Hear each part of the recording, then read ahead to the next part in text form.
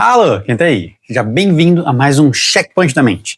E hoje a gente vai olhar para uma lupa neurocientífica e emocional também, para falar, para entender, talvez o cérebro mais poderoso do universo Marvel, o Pedro Pascal.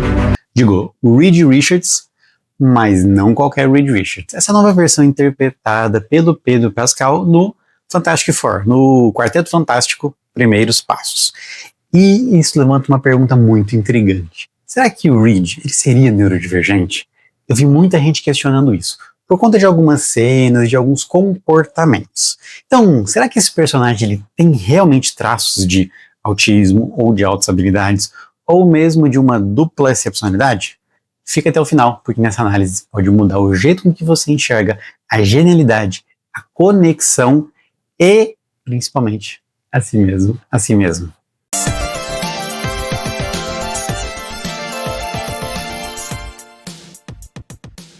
O Reed, ele é o arquétipo do gênio introspectivo. Desde a primeira cena, ele transparece isso. Ele tem aquela fala pausada, ele tem um olhar que busca por padrões, ele tem um silêncio que vem mais do que palavras. Ele não entra em diálogos pequenos, ele entra em teorias complexas. Enquanto o mundo ao redor dele gira em caos emocional, o Reed ele responde com cálculo. Literalmente cálculo quântico. E se isso não for frieza? Mas na realidade uma forma diferente de sentir. Como, por exemplo, o autista que enxerga e que sente em sistemas, em sistematização e não tanto em... Uma marca do espectro autista são os interesses restritos e o hiperfoco ou também interesses especiais. O Reed ele mergulha tão fundo na ciência que ele parece viver dela, viver nela, aquilo alimenta ele. Mas isso vai muito além daquele clichê de um nerd distante, tá? O mundo real ele parece muito menos interessante que o mundo das ideias. E ele ignora as pistas sociais, não por arrogância, mas talvez por não perceber elas. E é exatamente a baixa cognição social. Isso se chama dificuldade na teoria da mente, uma função do nosso cérebro, que é algo extremamente comum no autismo. E mais, uma imersão ela pode ser também uma estratégia de uma própria regulação emocional. Imersão em um hiperfoco, imersão em um interesse especial, interesse específico. Tá?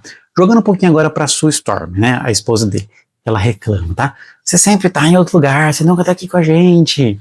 Bem como qualquer outro parceiro ou parceira neurotípica em um relacionamento neurodivergente. Mas e se esse outro lugar ele for o único lugar onde o Reed, ou uma pessoa autista, uma pessoa mesmo de altas habilidades superdotada, se sente realmente segura?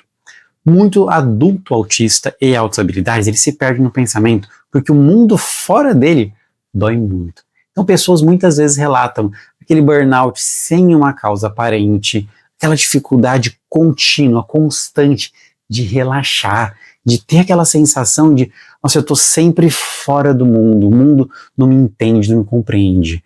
E o Reed não é só brilhante, ele é sobrecarregado por dentro como um total. Vamos abrir um pouquinho então essa caixa preta do cérebro agora, tá?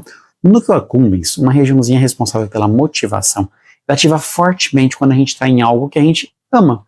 E em pessoas no espectro, essa ativação ela pode ser muito mais seletiva, ou seja, fortes em interesses específicos, mas fraca em interações sociais.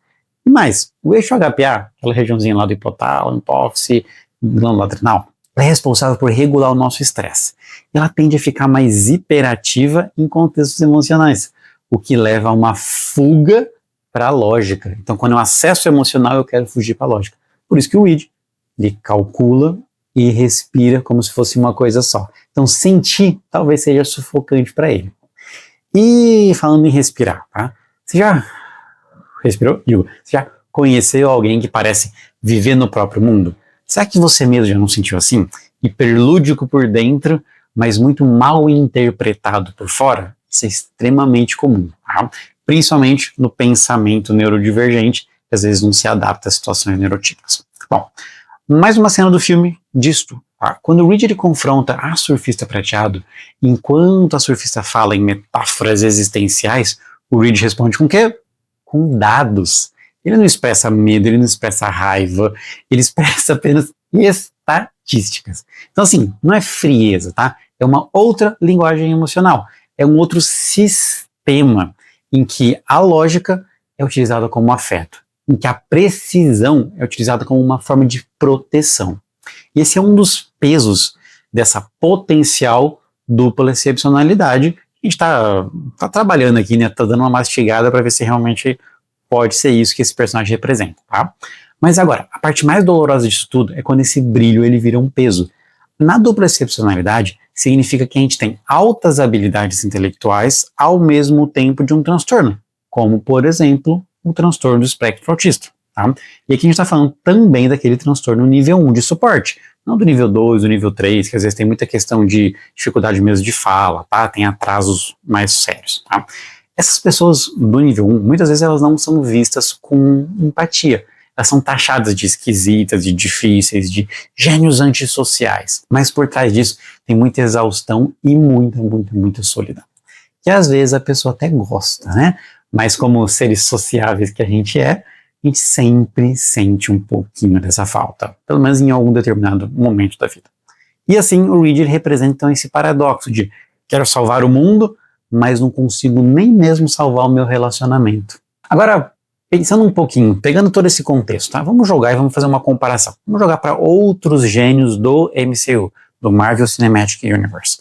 Vamos dar uma comparada. O maior de todos, né? Que a gente sempre pensa, sempre fala e que tá voltando agora como outro personagem.